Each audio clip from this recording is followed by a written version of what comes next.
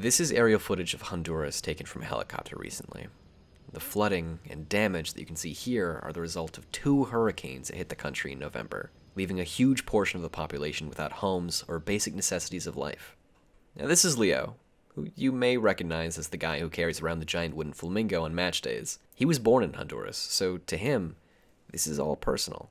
His cousin Ana has been raising donations to help the people with their boots on the ground in Honduras right now. So, our at-large director and co-chair of the Charity and Outreach Committee, Grant, spoke to them to learn more about the situation and find out how we can help. Since the first hurricane hit Honduras, so when we started looking at the images, and I think Task Force Bravo from the South Command of the U.S. Army and Navy started posting videos about all of the disasters, and us just talking to our family members, how dreadful the situation was in Honduras. So then I decided that was time for us, just as individuals, to step up and do something. I just took to my Instagram and appealed to my network and say, guys, this is what's going on. And I gathered, I think, around $500.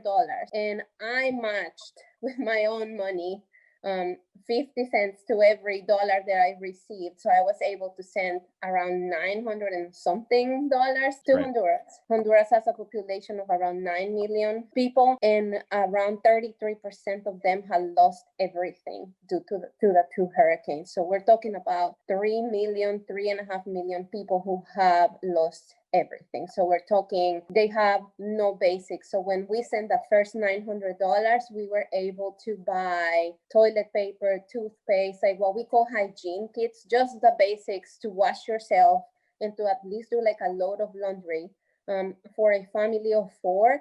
And with $900, we were able to help 100 families. After all of this happens, these people need, I would say, a foundation to try to help them kind of rebuild. They would need at least a portable stove, or they would need a mattress. Right now, with the holiday season coming up, can you and Leo talk a little bit about what does the typical holiday season look like during a normal time in Honduras, and what does it look like in probably the weeks ahead coming up? I personally think there's not gonna be a Christmas for many people, period. Number one, many people don't have a place to sleep. So that right there kills it. You don't have a place to sleep, you don't have a place to cook. You don't have a place to eat.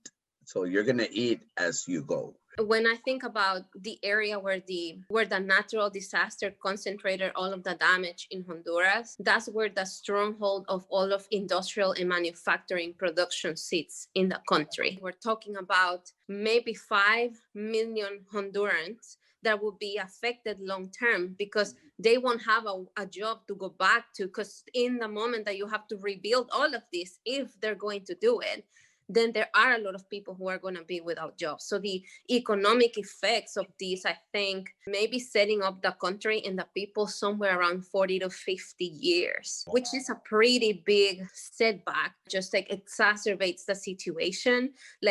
Honduras is, I think, the top 3 lowest poorest country in all of this side of the hemisphere. So if you think Haiti, and then it's Nicaragua, and then it's Honduras. So then that 2 countries that are in the top 3 poorest countries are the ones that have been really hit hard by 2 hurricanes that are major hurricanes, and it's a devastating effect. You mentioned that this was the effects of this is going to be 40 to 50 years, and at that point we're now talking generations.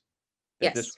This generations that this will affect. How do you establish a base to build your country when this is the reality you're facing? Poverty is a cycle, right? And it's a cycle that starts with economic conditions and it perpetuates into a mindset. Honduras population skews younger too. So when you look at, I don't know if you have seen the US Census Bureau, they have this beautiful graph that are very fat for the US at the top, where you have a bunch of people in the 50s and 60s. That's not the case in Honduras. So in Honduras, it's very fat at the bottom, and then it starts to skew very narrow at the top. So then you have a lot of young people who have no resources. To me, that would accelerate the need for them to feel that they have to kind of try to come to the US and try to find something, because it's better to die trying than to die of hunger somewhere else. I can see how that's gonna play out here when they're gonna go try to find job and there are no jobs.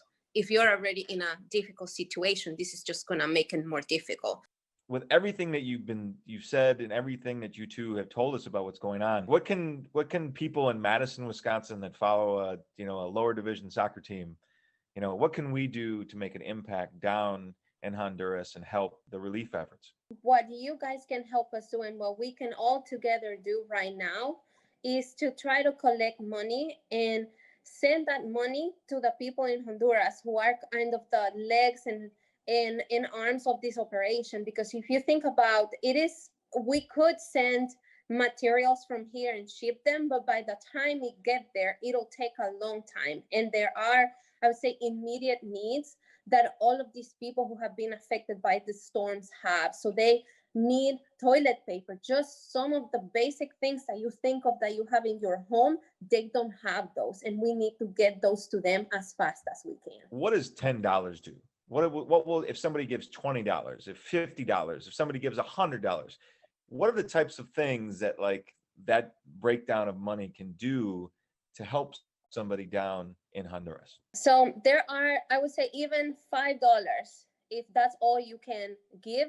When we combine it all together, we are stronger, right? Because of it. So if I were to think about $5 to $10, you could buy toilet paper, toothpaste, toothbrushes for a family of 4.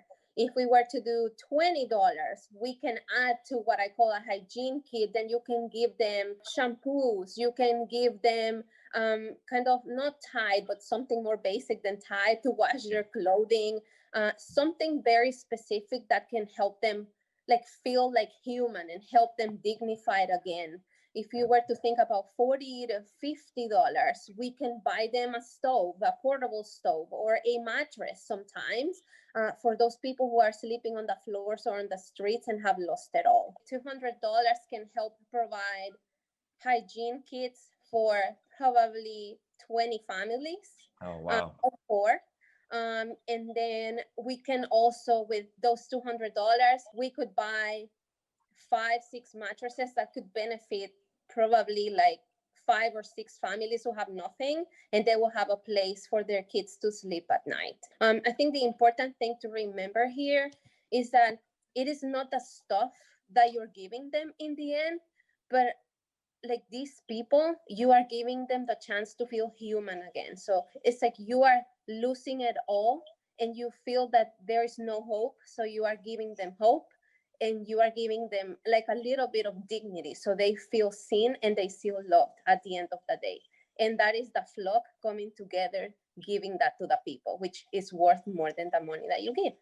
So with that, I want to thank my 2 guests tonight, Leo Rodriguez and Ana Salgado. Their insight and their stories and just being people that can tell us how this is going to happen, I think was great to have. For those that want to donate, please go to our website, www.fwdflock.com/donate. I want to thank you so much for joining us. And as always, to everyone, keep fighting the good fight and forward together, always.